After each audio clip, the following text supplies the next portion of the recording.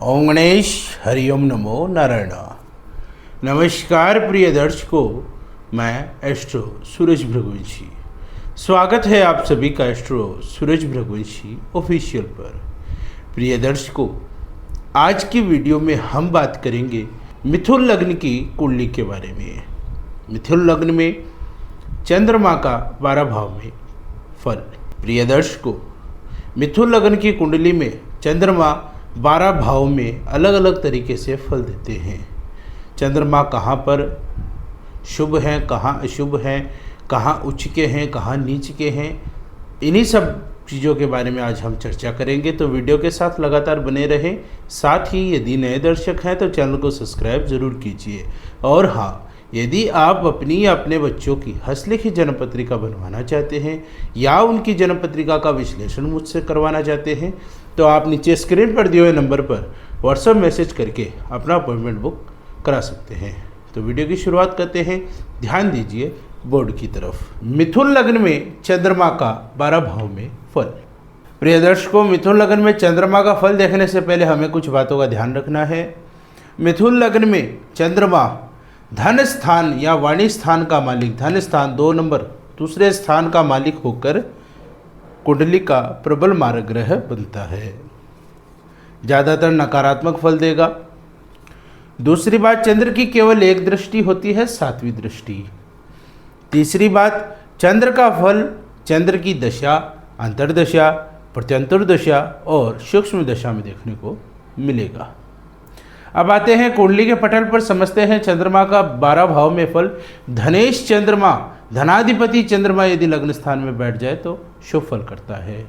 लग्न स्थान में चंद्रमा सुंदर बनाता है, व्यक्ति को आकर्षक, सौम्य, शांत, धैर्यवान और मध्यम लंबाई का शरीर बनाता है उसका।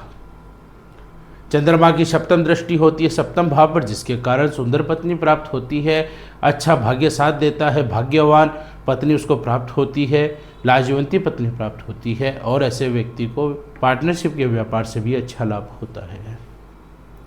धनाधिपति चंद्रमा यदि धन भाव में बैठ जाए तो यहाँ पर थोड़ा अशुभ फल करते हैं। ऐसे व्यक्ति की वाणी तो ठीक होती है, पैसे भी खूब कमाता है, लेकिन ऐसे व्यक्ति को जल से भय होता है, जल में डूबकर मरने का खतरा होता है। ऐसे व्यक्ति का धन नाश होता है। ऐसा व्यक्ति फिजूल खर्चा ज़्यादा करता है, फिजूल खर्ची उसकी ज़्यादा होती है।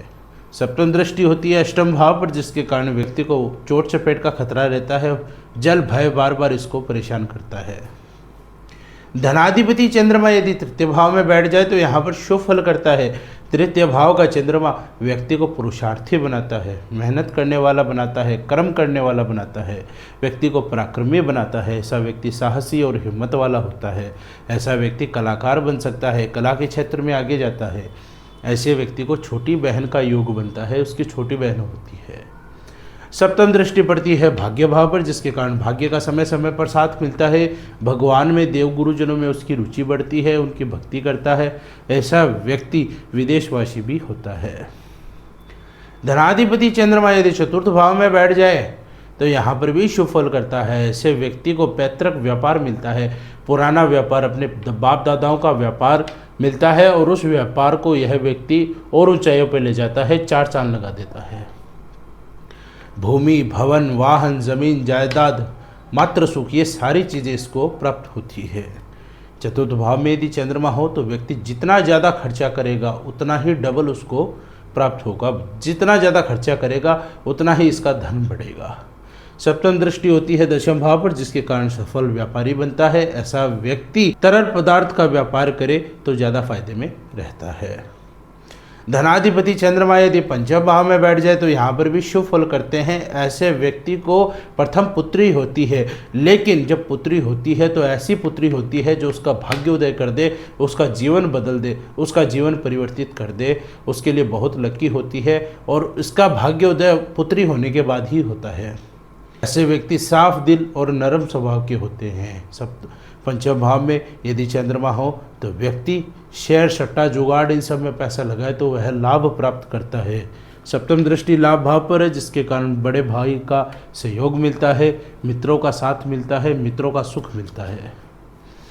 धनाधिपति चंद्रमा यदि षष्ठ भाव में बैठ जाए तो बहुत खराब फल देते हैं। षष्ठ भाव में चंद्रमा व्यक्ति की माता को बीमार कर देता है या उसकी माता छीन लेता है। ऐसे व्यक्ति को मात्र सुख की कमी रहती है। षष्ठ भाव में चंद्रमा हो तो व्यक्ति को मानसिक रोग होता है। ऐसे व्यक्ति पेट दर्द का शिकार होते हैं, पेट दर्द के रोगी होते हैं, हार्ट के रोगी होते हैं।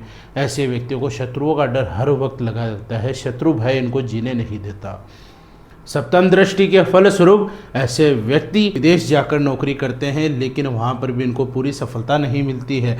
ऐसे व्यक्ति को पुलिस, थाना, कायदा, कानून इन सब में फंसना पड़ता है। ऐसे व्यक्ति का अधिक खर्च दवाइयों पर होता है। धनाधिपति चंद्रमा यदि सप्तम भाव में बैठ जाए तो बहुत शुभ फल करता है। सप्तम भाव में चंद्रमा व्यक्ति को धनवान, सुंदर, गुणी पत्नी देता है। ऐसे व्यक्ति का भाग्योदय विवाह उपरांत होता है। अपनी पत्नी के आ जाने के बाद उसकी किस्मत बदलती है, उसके पास पैसे आते हैं, उसकी पत्नी भी पैसे वाली होती है। ऐसे व्यक्ति को पार्टनरशिप के व्यापार से लाभ होता है। ऐसा व्यक्ति यदि समुद्री वस्तुओं का व्यापार करे तो उसे बहुत फायदा होता है। सप्तम दृष्टि लग्न भाव पर पड़ती है, जो उसका व्यक्तित्व सुधारता है, व्यक्ति को सौम्य, सरल, सुंदर, आकर्षक बनाता है, व्यक्ति के चरित्र में चार चांद लगा देता है। धनाधिपति चंद्रमा यदि अष्टम भाव में बैठ जाए तो बहुत अशुभ फल करता है। ऐसे व्यक्ति को व्यक्ति माता पिता की सेवा करता है, माता पिता का भक्त तो होता है, लेकिन ऐसे व्यक्ति को ऊंचाई से गिरकर मरने का भय होता है। ऐसे व्यक्ति को ऊंचाई से गिरकर जीवन मृत्यु कष्ट इसको रहता है। साथ ही ऐसे व्यक्ति को जल भय भी लगातार रहता है। सप्तम दृष्टि पड़ती है द्वितीय भाव पर, जिसके कारण व्यक्ति का फिजूल खर्चा ज़्यादा होता है, व्यक्ति की वाणी थोड़ी खराब जरूर होती है। धनाधिपति चंद्रमा यदि भाग्य भाव में बैठ जाए तो कहना है क्या, यहाँ पर बहुत शुभ फल करता है। ऐसा व्यक्ति मेहनतू होता है, ऐसा व्यक्ति पराक्रमी होता है, न्याय संगत होता है, ऐसा व्यक्ति धार्मिक, भाग्यशाली होता है, भाग्य समय समय पर साथ देता है, ऐसा व्यक्ति परोपकारी भावना वाला होता है, दया करता है, ऐसा व्यक्ति विदेश गमन करता है, विदेशवासी बनता है। सप्तम दृष्टि के फलस्वरूप पुरुषार्थ अच्छा होता है, अपने दम पर सब चीज़ें करता है, अच्छा पराक्रमी होता है, एक कलाकार बन सकता है, कुल मिलाकर मेहनत करके आगे बढ़ने वाला जीव होता है। धनाधिपति चंद्रमा यदि दशम भाव में बैठ जाए तो दशम भाव में चंद्रमा बहुत शुभ फल करते हैं। चांदी का व्यापार करे तो व्यक्ति को बहुत फायदा होगा। दशम भाव में यदि चंद्रमा हो तो व्यक्ति को समुद्री वस्तुओं का व्यापार करना चाहिए, शीप, मोती, मछली, इन सब का व्यापार करना चाहिए। दशम भाव में चंद्रमा हो तो तरल पदार्थ का व्यापार करो। दशम भाव में चंद्रमा है तो व्यक्ति को सिर्फ ये डर है कि व्यक्ति का उधार दिया हुआ पैसा वापस नहीं आता, उधार दिया हुआ पैसा डूब जाता है, उसके पैसे लोग खा जाते हैं। ऐसा व्यक्ति थोड़ा शराबी होता है। सप्तम दृष्टि के फलस्वरूप व्यक्ति को पिता का बिजनेस मिलता है, व्यक्ति अच्छी भूमि, भवन, प्रॉपर्टी बनाता है, मात्र सुख भी अच्छा मिलता है, अच्छा खर्चा करता है। धनाधिपति चंद्रमा यदि एकादश भाव में बैठ जाए, 11वें भाव में बैठ जाए तो ऐसे व्यक्ति को बड़े भाई से सपोर्ट मिलता है। बड़े भाई की छत्र छाया में व्यक्ति बहुत दाम कमाता है, बहुत नाम कमाता है। ऐसे व्यक्ति को मित्रों का पूरा सहयोग मिलता है। ऐसा व्यक्ति नसीबदार होता है। ऐसे व्यक्ति को प्रथम संतान पुत्री के रूप में प्राप्त होती है। ऐसे व्यक्ति का वैवाहिक जीवन, साथ ही प्रेमी जीवन इसका बहुत अच्छा होता है। धनाधिपति चंद्रमा यदि व्यय भाव में बैठ जाए तो यहाँ पर बहुत फल करते हैं। मिथुन लग्न के अंदर व्यक्ति अगर अनपढ़ भी हो तो पढ़े लिखों का बाप होता है। ऐसा व्यक्ति बहुत दिमागदारी होता है।